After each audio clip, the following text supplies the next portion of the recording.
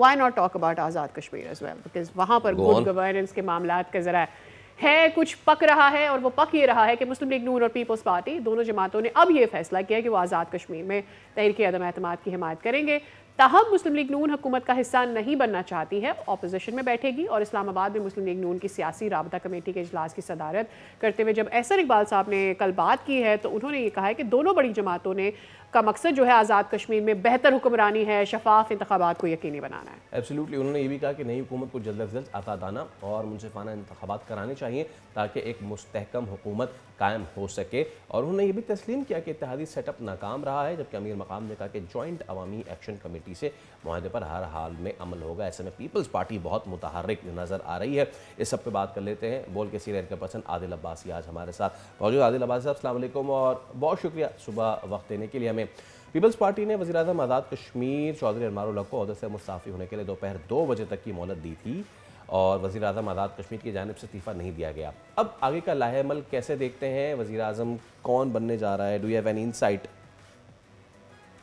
देखिए, ये ज़रूरी नहीं हो सकता है वो उनकी तरफ से आ भी जाए इस्तीफ़ा, लेकिन वोट ऑफ नो कॉन्फिडेंस का ऑप्शन उनके पास मौजूद है। और वोट ऑफ नो कॉन्फिडेंस का के ऑप्शन के होते हुए उनको ज़्यादा परेशानी की ज़रूरत नहीं है। कुछ एक नंबर है वो भी उनके साथ अटैच्ड है, जो उन्होंने तोड़ा है मौजूदा हुकूमत का, जो उनके साथ शामिल हैं और नंबर्स पूरे हैं अपने वो बताते हैं। इसी तरह PMLN की उनको सपोर्ट है। PMLN ने कहा है कि हम अपोजिशन बेंचेस पे बैठ जाएंगे लेकिन आपको सपोर्ट देंगे, वो इसके लिए तैयार हो गए।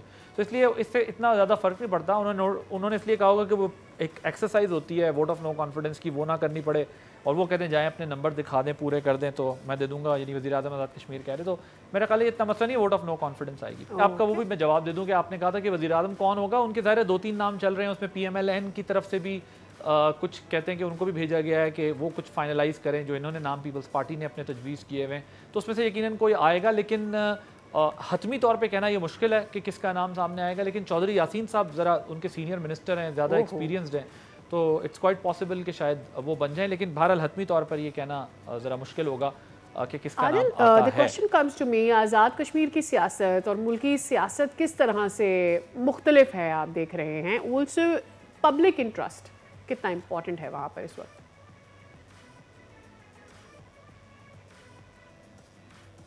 आज़ाद कश्मीर की सियासत पाकिस्तान की सियासत से इसलिए डिफरेंट होती है। एक तो देखें उस एक कॉन्टेक्स्ट है, वो एक इंटरनेशनल केस है जो पाकिस्तान लड़ रहा है कश्मीर के लिए, और वहाँ का एक एनवायरनमेंट मुख्तलिफ है, पॉलिटिक्स का स्टाइल मुख्तलिफ है।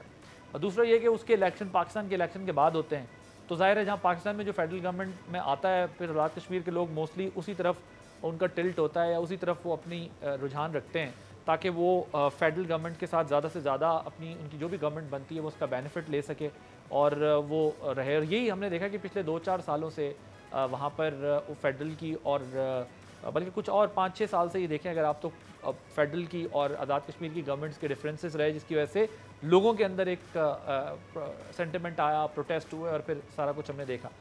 तो वो एक कनेक्टिविटी जो थी वो कुछ कॉम्प्रोमाइज़ हुई है इस अरसे के अंदर।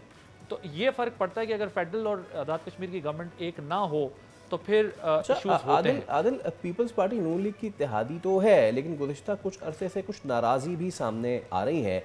अब नून लीग पीपल्स पार्टी अदम एतमाद पर मुत्तहिद भी हैं। दोनों जमातों का रिश्ता मज़ीद मजबूत हो रहा है कि टूट रहा है? आपको समझ आ रहा है?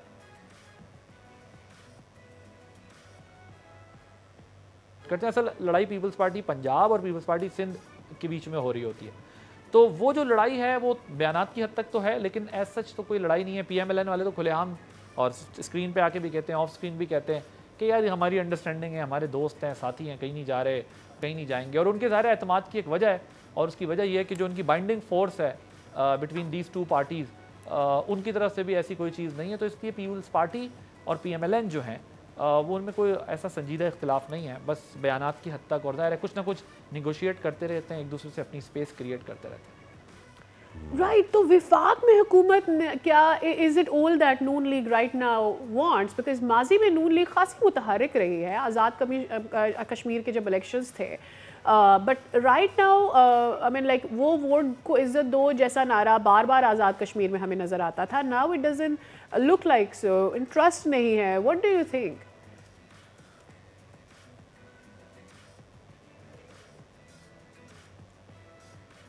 नून लीग के देखें इस वक्त सर पर बहुत सारी चीज़ें सवार है। पहली ये, अगर आप नून लीग के कॉन्टेक्स्ट में देखें तो पंजाब उनके लिए एक चैलेंज है।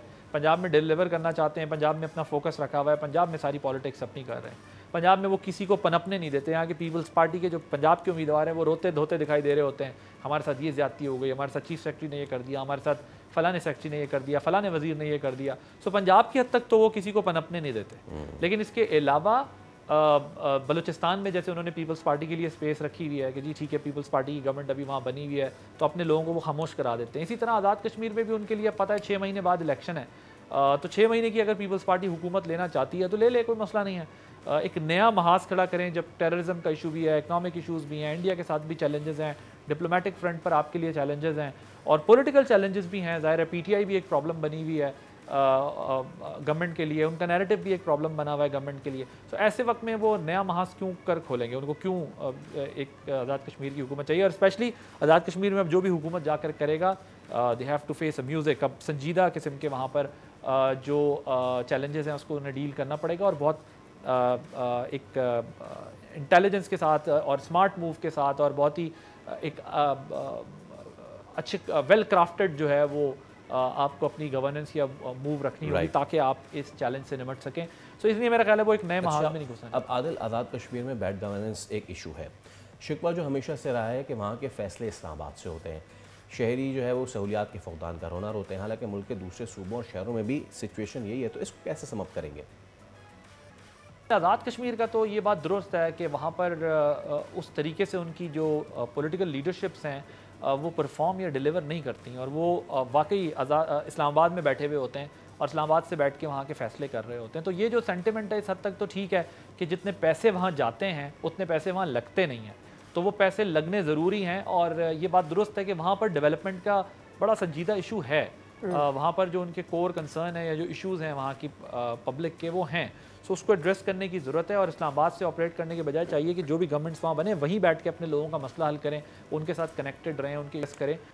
ठीक है, thank you so much Adil, it was wonderful to have you and we would like to talk more on the सियासी नाश्ताज that too we have. Subscribe करें और बेल दबाएं ताकि कोई खबर रह न जाए।